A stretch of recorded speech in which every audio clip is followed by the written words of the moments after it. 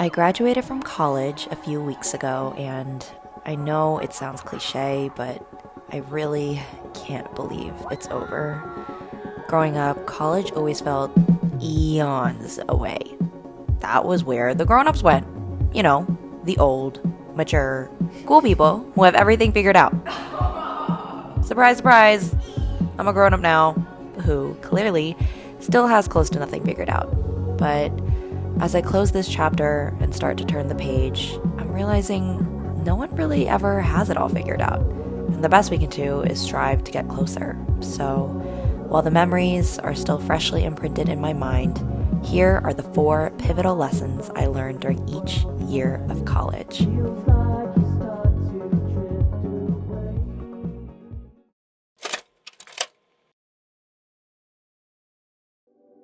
I still remember the sinking pit in my stomach after my dad dropped me off at my dorm and left.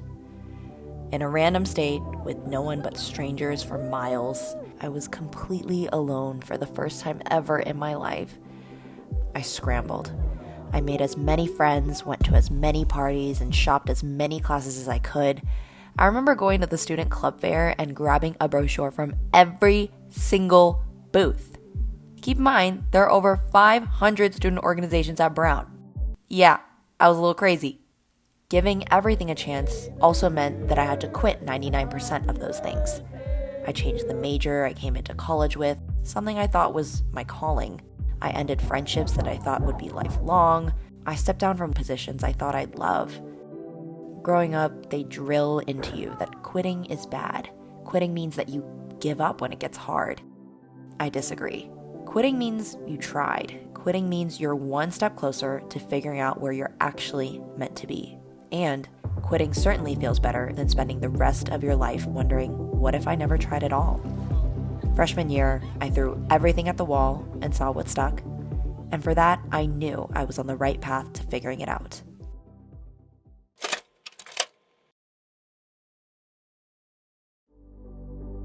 Being part of a college dance group was always a lifelong dream of mine. I loved to groove, and I wanted to be loved by a community who loved it too. Auditions were coming up, and so I trained. Hard. A little too hard. I pushed my body past its limits because I didn't think it had any. I stayed up late studying, and then even later to practice, and it all came to a breaking point. Literally. I tore my ACL in half and needed surgery immediately. My mom flew out to take care of me, and I will tell you, there is something so humbling about being 19 years old and having your mom strip you down butt-ass naked and help you hobble over to the toilet to pee. This was the most painful moment of my entire life, but it was also the birth of my mom and I's true, deep friendship. We had a distant relationship growing up, and I don't know if it would have ever been repaired had it not been for my surgery. While she was still on the East Coast helping me heal, I decided to film my mom and our moments together for a final project. When I opened Premiere Pro for the first time ever, I experienced a rush like no other. 10 hours of editing would fly by in the blink of an eye, and it finally clicked. I knew I was going to do this for the rest of my life. Then, this happened. The Panini Press. We were all given a week's notice to evacuate our rooms and fly back to our childhood homes. All 25 of the summer internships I'd gruelingly applied for were canceled. And this global pause gave me the headspace to rethink the rat's race I'd been running and the hustling toward a dream that wasn't really my own. The truth was that I hadn't really wanted any of those internships. I'd only applied because it was what everyone else was doing. So finally, I decided to cut the crap and stop thinking about what everyone else was doing and ask myself for the first time, what did I really want to do?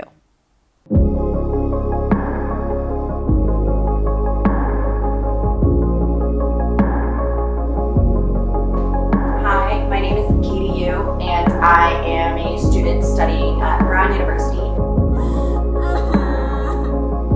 I'm like literally so new to this. This is my first video ever.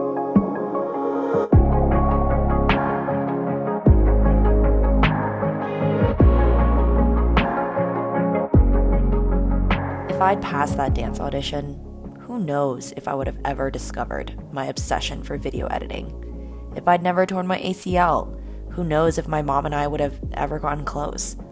If I wasn't forced to press pause during the Panini Press, who knows if I would have ever started my channel? You can't connect the dots looking forward. You can only connect them looking back.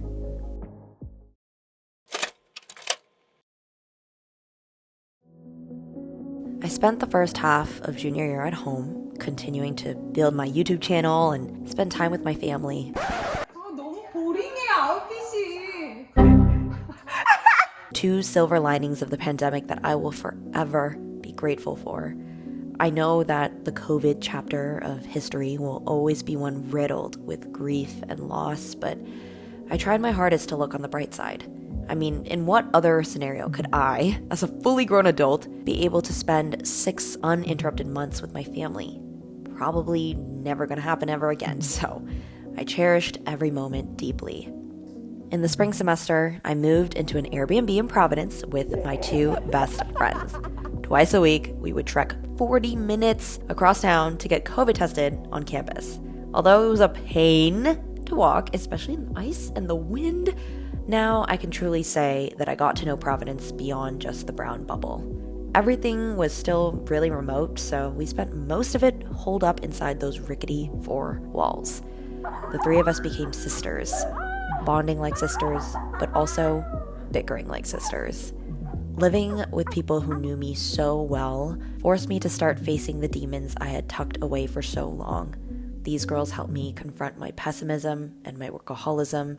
They taught me to sit down and have tough conversations instead of running away from them. And for the first time, I realized that love isn't just laughing together, it's tough love and coaching. This was also when I started seeing my first real boyfriend. It felt amazing to feel so close to someone, and I finally understood what all those sappy little love songs were gushing about. But fostering such a deep connection also required intense vulnerability and emotional stability, 2 things that I always thought I was capable of, but when put to the test, I wasn't. He encouraged me to go to therapy, and we stopped seeing each other that summer, but I did continue seeing my therapist. Therapy, in addition to tons of reading, allowed me to get to the bottom of why I am the way I am. My whole life, I'd been outsourcing my self-worth to things outside of myself, my achievements, my appearance, my reputation. By seeking help, I got to know myself, not for who I wanted to be or who people thought me to be, and it was liberating, and it was life-changing.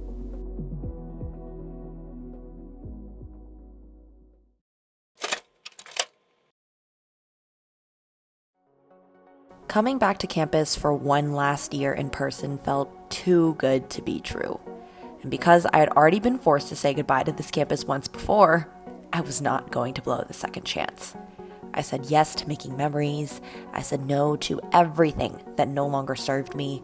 And because I was fully and willingly present at every moment, meal, and memory, I felt truly at home. As graduation approached, I felt the sadness creeping in. I'd finally cracked the college code. I knew which professors to avoid, which parties to crash, which classes to take.